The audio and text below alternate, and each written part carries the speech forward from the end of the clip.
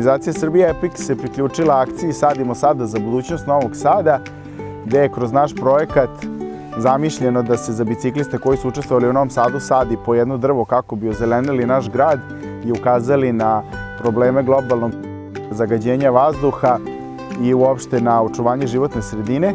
Srbija Epic je imala premijerno izdanje ove godine u 7 gradova Srbije i imali smo veoma zapažene rezultate, što nas raduje. Ovo je šlag na tortu za 2023.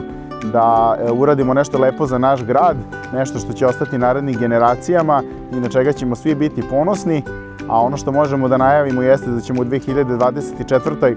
imati još 3 nove lokacije gde ćemo da pravimo trke, manifestacije, koncerte i na kraju 2024. ponovo da sadimo drveće za buduće generacije.